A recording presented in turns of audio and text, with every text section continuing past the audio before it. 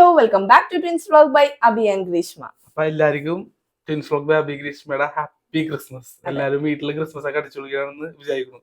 അപ്പൊ നമ്മളും ക്രിസ്മസ് ആയിട്ട് ഇന്ന് സിനിമ കാണാൻ പോയി. Sarvam Maya, written and directed by Akhil Sathyan, edited by Akhil Sathyan. Nivin പോളിയുടെ ഫിലിം എന്ന് തന്നെ പറയാം. നിവിൻ പോളിയുടെ കംബാക്ക് അല്ലെ. അതേപോലെ നിവിൻ പോളി, അജു വർഗീസ് കോംബോ, അവരുടെ കോംബോ ഇന്നൊക്കെ ചേർന്നിട്ട് അന്നൊക്കെ കിടിലൻ ഔട്ട്പുട്ടാണ് നമ്മൾ കണ്ടിട്ടുള്ളത്. പഴയ ഒരു നിവിൻ പോളി തിരിച്ചു വന്നേക്കാൻ. അത് നിവിൻ പോളിനെ കാണിച്ചേക്കുന്നത് എന്ത് രസമുള്ളേ.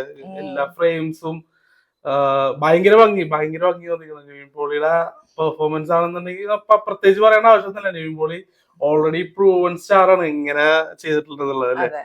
മൊത്തത്തില് നോക്കി കഴിഞ്ഞാല് ഒരു എന്താ പറയാ, ഒരു ഫീൽ ഗുഡ് മൂവിയാണ്. പക്ഷെ നിവിൻ പോളിയുടെ ആ ജേണർ വെച്ചിട്ട് കിടിലൻ കംബാക്ക് തന്നെ. കാരണം നമുക്ക് എല്ലാവർക്കും, നമ്മ മലയാളികൾക്ക് ഇഷ്ടപ്പെടുന്ന രീതിയിലുള്ള പടമാണ് ഈ സർവമായ എന്നുള്ളത്. അതേപോലെ കോമഡി ഉണ്ട്, ത്രൂ ഔട്ട് ഫാമിലി, ഒരു ഫാമിലി എന്റർടൈൻമെന്റ് ആന്ന് പറയാം നമുക്ക്.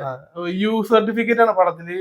അങ്ങനെ വേറെ ഫാമിലി ആയിട്ട് പോയി കാണാൻ പറ്റിയ പടം തന്നെയാണ്. അല്ലാണ്ട് വേറെ മോശമായതോ അല്ലെങ്കിൽ പേടിപ്പിക്കുന്നതോ അല്ലെങ്കിൽ വയലൻസോ അങ്ങനെ ഒന്നുമില്ല.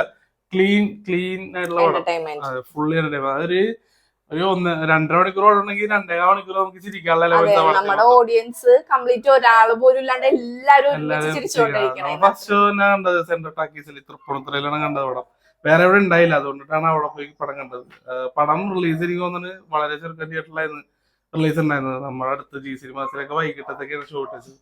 അപ്പൊ എന്താണെന്നുണ്ടെങ്കിലും ക്രിസ്മസ് വെക്കേഷനൊക്കെ പോയി കാണാൻ പറ്റിയൊരു മൂവി തന്നെയാണ്. ചെറിയ റിസംബ്ലൻസ് ഉണ്ട് എനിക്ക് തോന്നുന്നത് വിസ്മയത്തുമ്പത്തൊക്കെ ഓർമ്മപ്പെടുത്തുന്ന പടം അല്ലേ. പിന്നെ പേര് പോലെ തന്നെ സർവം മായ എന്ന് പറയുന്നത് ആ പടത്തിൽ ആ കഥനായിട്ട് ബ്ലെൻഡ് ചെയ്ത് പോണ നെയിം തന്നെയാണ്. അത് നിങ്ങൾക്ക് പടം കാണുമ്പോൾ മനസ്സിലാവും എന്തുകൊണ്ടാണ് ആ പേരിട്ടേക്കുന്നത്. പിന്നെ നിവിൻ പോളിയുടെ ക്യാരക്ടർ നമ്മൾ ഇതുവരെ നിവിൻ പോളിന് അങ്ങനത്തെ ഒരു ക്യാരക്ടർ കണ്ടിട്ടില്ല. നിങ്ങൾ പോസ്റ്ററൊക്കെ തന്നെ കണ്ടിട്ടുണ്ടാവും, ഒരു നമ്പൂരി ലുക്കിലൊക്കെ. പിന്നെ അജു വർഗീസ് നിവിൻ പോളിനോട് പറയും തന്റെ ഭാഷയില്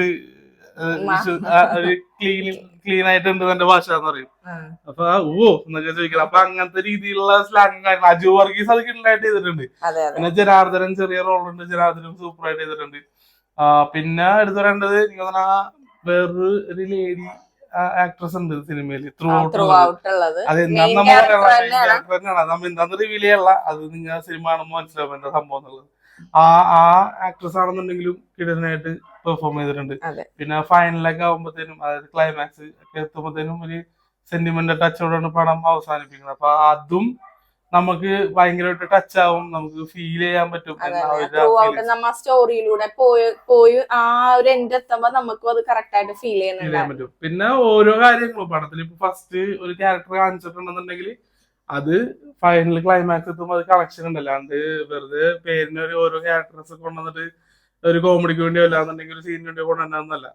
എന്തൊക്കെ ക്യാരക്ടേഴ്സിനെ കാണിച്ചിട്ടുണ്ടോ അതൊക്കെ സൂപ്പറായിട്ട് ബ്ലെൻഡ് ചെയ്തിട്ട് തന്നെയാണ് പടം കൊണ്ടുവരണം. അപ്പൊ ക്രിസ്മസ് വെക്കേഷൻ നമുക്ക് തിയേറ്ററിൽ പോയി പൊട്ടിച്ചിരിച്ച് പുറത്തേക്ക് സമാധാനത്തോടെ കിടലനായിട്ട് ഒരു സിനിമ കണ്ടിട്ട് പുറത്തേക്ക് ഇറങ്ങും. അപ്പൊ അതാണ് സർവമായ.